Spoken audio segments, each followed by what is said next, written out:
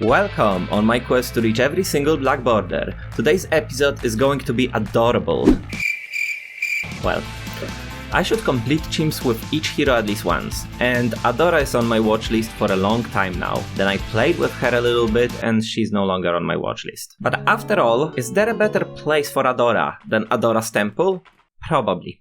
Yes, this hero is a mixed bag of emotion when playing. Apparently, after her sacrifice ability, monkeys go to the sunshine dimension or something. But don't get fooled, it's propaganda. The secret truth is they're burning in hell. At any rate, clicking that sacrifice button means monkey is gone forever. Yet clicking that subscribe button means I'm closer to the goal of 1000. I like to think I'm getting smoother with subscriber, please. Maybe? Well, for example, Etienne's key feature is around building your dream team. Adora's on the other hand is about dismantling one. You could say that each of her success represents an end in some monkey's dream. Or I mean, it could be true that these monkeys may be actually in some dimension away from their loved ones and anybody they ever knew. The point is, you have to give back what you've already got to get stronger. And this isn't really my cup of tea. But that isn't all. Her scapegoat, sacrifice ability, also buffs the Sun Avatar dudes. And is it explained anywhere in the game? Nope, wiki or YouTube it is. Yes, this is a key feature of her strength and reliability, and it is not explained anywhere in the game. Anywhere. Hold on. Actually, update just dropped with her tutorial, which of course doesn't tell you any of that as well. Oh, for God's sake. For the sun god's sake. So once you take your time to do some research about computer video game, you can start strategizing around her strengths. Yep, you really can't make this up. At any rate, so supers it is. And if it's supers, it is a discount village, or two. We started with 201 Ninja and saved up for the hero. This map is really forgiving, to be honest. It's not that fun to play though, because it is somewhat complex 3D design while we operating on 2D field to drop monkeys. Due to that, there's some placement shenanigans at times. At any rate, I have tried placing my ideal setup on sandbox just to make sure I can feed both village and supers. Because Jesus Christ, they can take more space than Colossal Titan at times, and I know what to do. The important point is that Adora with 301 Ninja on this map can carry for a long time, long enough to even get 2 discount villages. Again, there's a little text that's easy to miss. Discount also applies to the initial price of the monkey if placed within the range of the village. The catch is you have to have initial price anyway, but for example, if your monkey costs 100 and you have 10% discount, you'll pay only 90 for this. When you look at prices of most monkeys, this number is practically somewhat insignificant. However, when you look at the price of super monkeys, it's different, and this difference we're going to take. I was somewhat confident about my board, still with remaining money I dropped 200 Alk to make sure we're good. And we're not. Apparently, mobs aren't exactly our greatest strength. I really don't want to change that build order. Let's see if maybe a Ninja or Alk RNG can bail us out. Not really. Actually, looking back at it, what was I thinking? Let's say that Alk buff can randomly get me through 40. Would I really prefer to play till 40, God knows how many times, instead of changing build order or something? Ugh. Let's see, how about 101 Sniper? I know that I'm not that far off winning this round, so adding a little bit of extra damage that's consistent throughout the entirety of the map might do something. And it does. Restart. Speaking of getting a W with each hero at least once, out of curiosity, I checked how is my chimps hero winning ratio, and tell you what, there's nothing better than visual representation. So I at least play a game with most of heroes, but it's fun if you actually add more of them to really see how our diversity is going. As we can see, there's a bit more of Sai, Etienne, Gwen, even more of Brickle and Oben, and then it's Sada. Yep, I find it kind of funny, even if I remove serious yet incomplete runs, Sada is still up there. To be honest, she is really an S+ hero for beginner maps, which all of them I did, so I can't be that hard on myself, right? After all, if I want to have at least one completed game with each heroes, there's still Adora, which we are doing, Churchill, Corvus, Gerudo, and of course, Ben. At any rate, this time I could afford 102 Sniper, which was a fine purchase because later I will send him to the depths of the Hell Dimension. Sunshine Dimension. This round forced me into Bloon Jutsu upgrade. I'd rather save that money for my super, but camo popping power wasn't there yet. As always when I play discount villages, I have to F it up and get bigger radius on both, just to make sure camo detection won't be an option. So decamoing it is, and due to the structure of this map, only one sub won't do. My next ideal upgrade was Sun Avatar, but I felt lack in popping power, so before that I settled for another super and middle ninja, that can be later on a sabotage ability or banish him to a distant, lonely existence in the Sun Dimension. I felt a bit overwhelmed on 49, so I used ability, which didn't make me too confident as I knew that mobs are my Achilles heel, and starting with 50s they're coming, it's still questionable if my current setup can deal with them. Speaking of which, we're taking care of them, but they're too close for my liking, which with following rounds, they will just get stronger, so I'm paying close attention in case I need to sacrifice. I'm just a tiny bit short of the first Sun Avatar. I used number 1 ability to clean up the spam. Next round, I knew I was close to buyout, yet there was a chance of reaping. So on slow mode,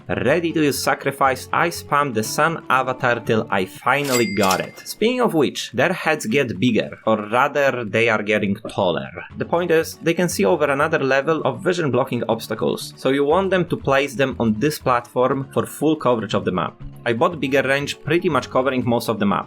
I bought myself Bloons Sabotage, it was my way of ensuring 63, and with this setup it will translate very well into the late game, and in case we change our mind, we can always send him into Sunshine Holiday. If I'll need more power for something, BFB is a good place to start, but that's not the only reason. Adora's got a high XP appetite, so if we skip sacrificing, she's gonna fall behind faster than a Dark Mikey in the late game.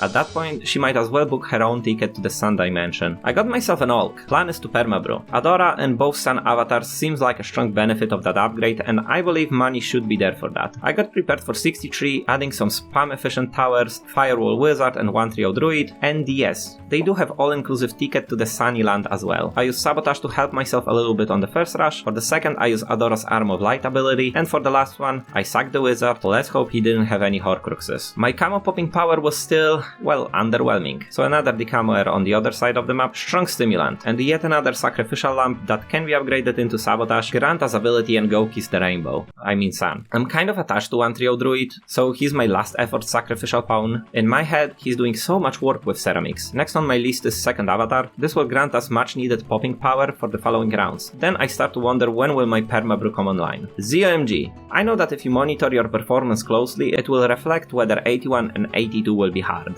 I use both Ball of Lightning and Sabotage, and that led me to conclusion that abilities are probably needed for the following rounds. Early into the round, once my avatars could attack, I used Sack ability. In case of trouble, I added another 1 Trio Druid, and this was enough for 81. As for 82, I knew to wait for Fortified. Once I noticed them, Sabotage with Sack, which was sufficient for the win. Another Sack Lamp. It became a bit of a playbook throughout the 80s. Whenever I was overwhelmed, I used my abilities with occasional Sack included, then replaced my Sack. But as I was sacking more and more, Jesus Christ.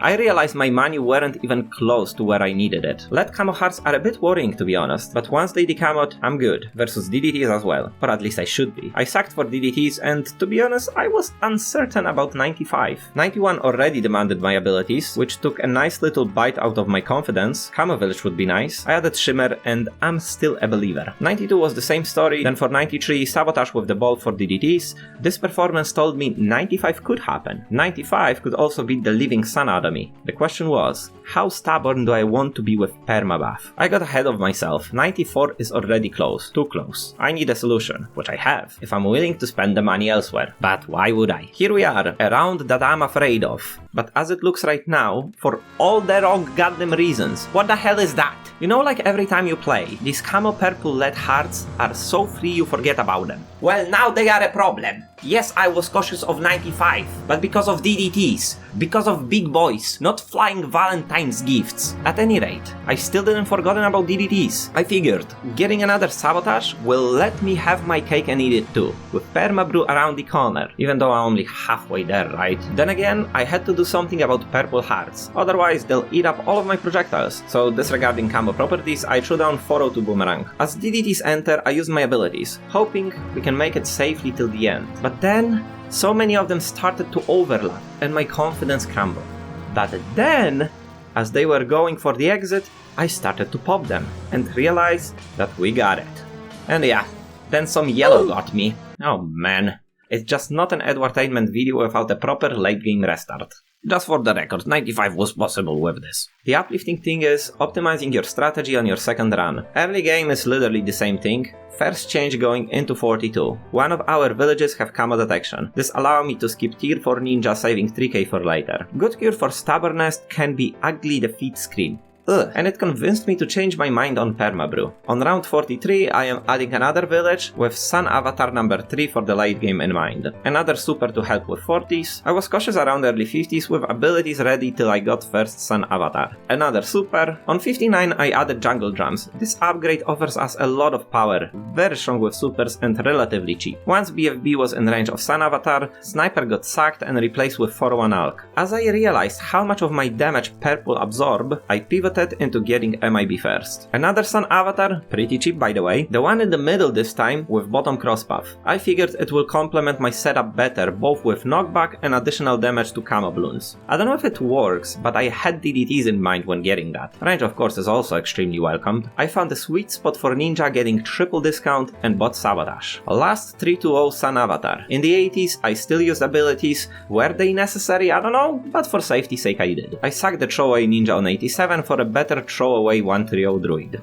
Then I sacked my starter ninja. I figured more levels will be useful. I dropped sackable 401 Alk, I had my first meeting with DDTs and concluded that I want a bit more support for those. On 92 I said bye to the druid and ZOMG said hi to the sunbeams. Sabotage for 93 DDTs. On 94 I sacrificed my potion dealer, then helped myself with sabotage. Then I bought super duper sabotage, aka tier 5 middle ninja. I replaced my potion thrower again and you probably start to notice a little bit of a pattern. To be honest, the more knowledgeable and experienced you are in the game, the better time you'll have with Adora. Knowing what comes ahead, having a feel when to use abilities, understanding when to withhold from using them, having some sort of idea how can you spend a little bit of money, still have something out of it and then sack it helps a lot, and even if you know all that, you still have to enjoy this kind of gameplay. It is definitely more focus heavy, not just sit back and relax kind of gameplay. I got myself 0-2-4 glue, which should pretty much settle the run. As long as I'll use super duper sabotage early in 98, I will be fine. I got my alchemist to 401s, beautiful for sacrifice. As I noticed UMG's enter, I use super duper sabotage. Mobs that enter the game while this is active start with 25% less HP and it lasts, if the wiki is correct, about 30 seconds, so most of them if not all are taking a hit. This alone pretty much settles 98. I use both of my Adora's abilities on 99 and near the end of it I use again super duper sabotage to get purple friend with it. PSA, it also deals 25% of health to him. I noticed I had a bunch of cash left, spent it on alchemist, pretty much spammed my abilities. Only with super duper sabotage I waited for purple friend to open and this is it. Another black border in our collection. Speaking of spending money on alchemist, I did that all the way to tier 5, bottom path, on chimps, right here. Have a look at this one, it's really good. Thank you for watching, see you in the next one,